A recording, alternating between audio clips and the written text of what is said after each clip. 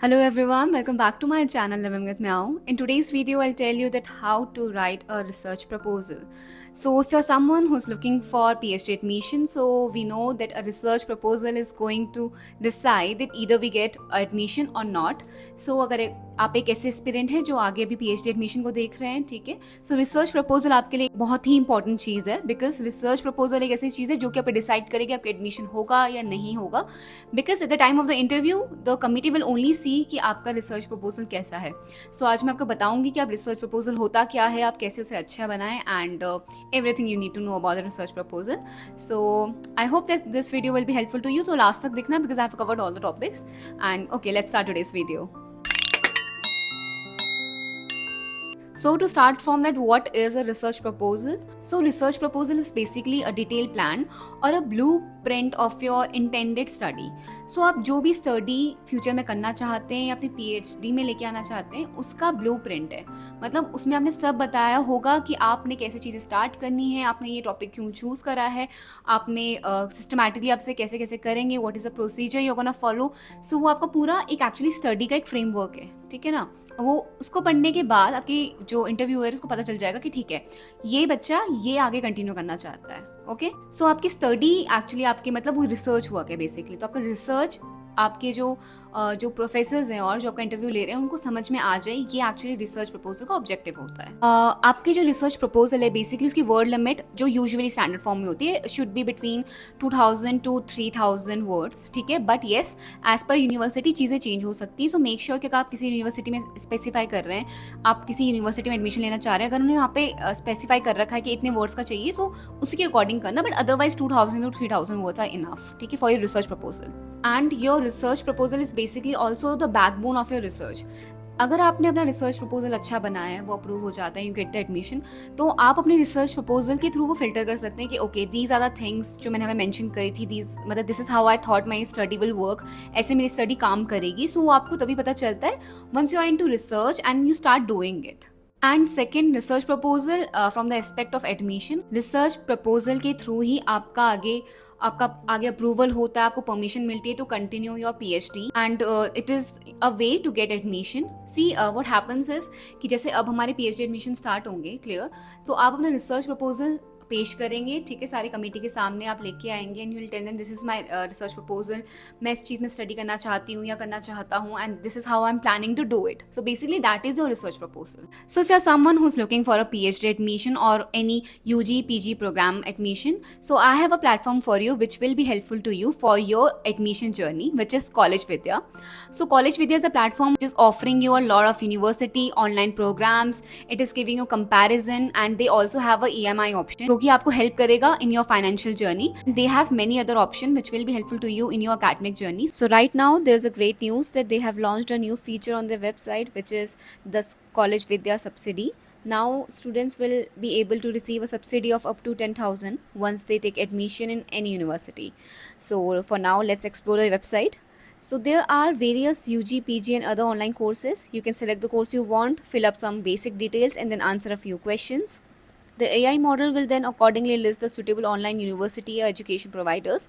All the online universities listed here are government approved. You can get two options here. If you want, you can directly talk to the actual university officials or you can connect with College with the experts for the free audio video career counseling as well. These counselors will stay connected with you from the start of admission till your placement. And with Add to Compare, you can easily compare the universities you like based on 30 plus important factors like fees, approvals, placement, student rating, EMI facility, etc. And a good benefit with College Vidya is for fees that they give you an EMI option, which even if the university doesn't. And the best part is College Vidya redirects you to the authentic university website, which prevents you from fake ones and the possible scams. They also provide you placement support services and online career booster programs. So through this portal, you can directly apply to thousands of jobs and paid internships as well. So मैं College Vidya का link description में डाल दूंगी. They are offering something which no one else is. So do make sure to check their platform thoroughly, and I hope it will be helpful to you. To write a research proposal, first you have to identify a problem. ये सबसे important चीज़ है आपकी research में. आपका actually first step भी है कि आपको आइडेंटिफाई करना है किसी भी प्रॉब्लम को, ठीक है. तो आप जिस भी चीज़ में आपका जो भी स्टडी का एरिया है, जिस भी चीज़ में आप आगे रिसर्च करना चाहते हैं, first you have to decide कि उस चीज़ में क्या प्रॉब्लम है, ठीक है. बिकॉज हमेशा से नो मैटर कितनी सारी स्टडी किसी भी एरिया को लेके हो चुकी होगी, but there is always a research gap. Now this research gap is actually जो रिसर्च उस फील्ड में हो चुकी है एंड अभी जो होनी बची है. So there is a gap जो कि आपको फिल करना होगा थ्रू योर रिसर्च. ठीक है. सो अभी हम आगे सीखेंगे कि बिकॉज लिटरेचर रिव्यू पढ़ने के बाद सबको समझ में आता है. सो आप वो रिसर्च गैप देखते हैं, फिर आप आइडेंटिफाई करते हैं प्रॉब्लम को, देन उसमें काम करना स्टार्ट करते हैं. And your research proposal is actually a action plan. तो वो एक एक्शन प्लान है आपकी स्टडी का कि आप कैसे कैसे चीज़ें करने वाले हैं, how you will do it, which methodology you gonna use and everything. ठीक है. तो आपके रिसर्च प्रपोजल में सब कुछ मेंशन होने वाला है. नाउ टॉकिंग अबाउट कि आपके रिसर्च प्रपोजल के की कंपोनेंट्स क्या होंगे. तो आपके रिसर्च प्रपोजल में एक्चुअली क्या क्या होने वाला है. So starting from first there will be a title. So the title is basically आपकी स्टडी का टाइटल क्या होने वाला है. ठीक है. मतलब things can change later, but पहले आप जब उनको प्रेजेंट करने वाले हैं तो आपके टाइटल से जो प्रोफेसर है उसको आइडिया आ जाना चाहिए. ठीक है. कि मतलब ठीक है, बच्चा ये इंटेंड करता है टू स्टडी, बच्चा ये चाहता है कि वो इस चीज़ पे स्टडी करे. ठीक है. तो आपका टाइटल बहुत ही इंपॉर्टेंट रोल प्ले करता है. And your title should be concise and attention grabbing. So title बहुत बड़ा नहीं होना चाहिए, बहुत लेंदी नहीं होना चाहिए. ओके. छोटा ही रखना है, कंसाइज रखना है, और जितने कम वर्ड्स में आप जितना ज़्यादा कह पाए वो चीज़ है. एंड सेकेंड आपका अटेंशन ग्रैप हो जाए उसे. अटेंशन ग्रैप का मतलब यहाँ पे ये है कि वो अट्रैक्टिव होना चाहिए इन टर्म्स ऑफ वर्ड्स, और वो ईजी समझ में आ जाए. ठीक है ना. जैसे मतलब जो प्रोफेसर है उसे पढ़े तो उसे लगे okay this is something very interesting, इस चीज़ में research would be something very great. तो इसीलिए आप कंसाइज रखें उसे, और वो मतलब इंटरव्यू को अच्छा लगे, ये भी चीज़ आपको ध्यान देनी है. Now the next thing is your literature review. So literature review is कि आपकी उस एरिया में कौन कौन सी चीज़ों पे रिसर्च हो रखी है. ठीक है. So if I am going for communication तो मैं उसके अराउंड देखूंगी कि क्या क्या रिसर्च हो रखी है. तो अब लिटरेचर रिव्यू पहले करते हैं ताकि आपको आइडिया आ जाए कि ठीक है ये सारी स्टडी पहले हो चुकी है, अब उन स्टडीज़ में से क्या क्या चीज़ें कवर नहीं हुई हैं, that is a research gap. ठीक है. So we have to find that research gap. And literature review something very interesting because literature review के बाद आपको अपनी स्टडी और अच्छे से समझ में आती है, आपकी स्टडी और अच्छे से फिल्टर हो पाती है. सो मेक श्योर दैट आप अपनी रिसर्च रिव्यू पे एक्चुअली काफ़ी टाइम लगाएं, सोचें. बिकॉज मतलब स्टार्टिंग में मे बी मेरे माइंड में कोई और आइडिया हो कि मैं ये करना चाह रही हूँ, but once I start reading as much as research papers, उसके बाद मुझे रियलाइज हुआ कि नहीं मतलब ये भी एक रिसर्च गैप है, इस पर भी मैं काम कर सकती हूँ and I can bring something new. So इसलिए लिटरेचर रिव्यू मुझे एक बहुत ही इंपॉर्टेंट स्टेज लगता है. Now the next would be your research objective. So once you have find out the research gap, ठीक है, और आपने डिसाइड कर लिया कि ठीक है मतलब ये रिसर्च गैप है, इसी पे हम काम करने वाले, आपको ऑब्जेक्टिव सेट करने होंगे. नाउ ऑब्जेक्टिव्स वुड बी कि आप रिसर्च क्यों कर रहे हैं. ठीक है. रिसर्च के बाद आपको क्या मिलेगा, मतलब रिसर्च का ऑब्जेक्टिव आपका बेसिकली क्या है कि ये सारे ऑब्जेक्टिव्स हैं, ये मैं चाह रही हूँ करना. ठीक है ना. इस रिसर्च के बाद आई ट्राई कि ये चीज़ फुलफिल हो जाए, ये सारा जो चीज़ें ये लोगों को समझ में आ जाए, ये गैप फिल हो जाए. ठीक है. सो रिसर्च ऑब्जेक्टिव आपको उसके बाद मेंशन करने होंगे. Now there is a hypothesis in it. So hypothesis is basically कि आपने यू आर अज्यूमिंग कि ऐसी चीज़ें होंगी. ठीक है. सो मेरी रिसर्च का एक्चुअली रिजल्ट ये आएगा, ज़रूरी नहीं, आपकी हाइपोथेसिस गलत भी हो सकती है. ओके.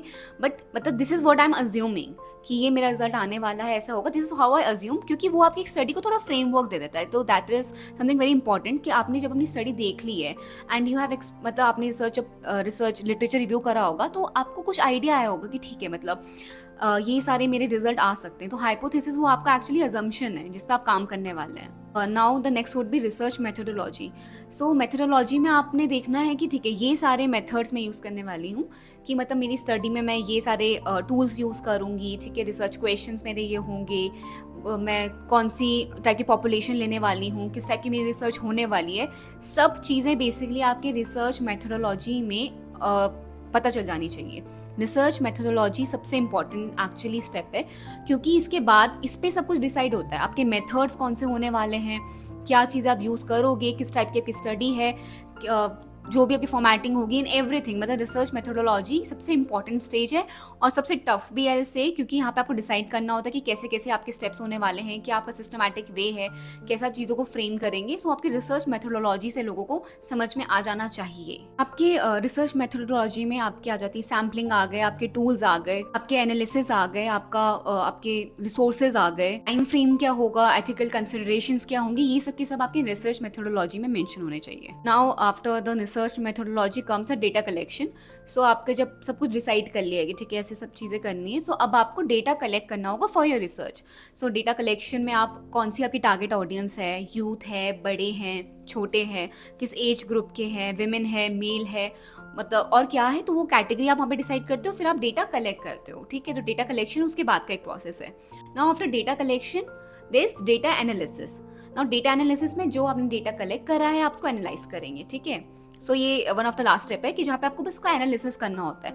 अब आपकी स्टडी यहाँ पे से डिसाइड होती है कि आपकी स्टडी का एक्चुअली रिजल्ट क्या आ रहा है, वो एनालिसिस की बात से पता चलता है. सो एनालिसिस आप विल हेल्प यू अंडरस्टैंड कि ठीक है, मतलब एनालिसिस से मेरी स्टडी से ये पता चला है and this will be the result. Now this next thing which is delimitation. So basically delimitations आपको बताएंगी कि आपकी स्टडी के कुछ लिमिटेशंस क्या हैं.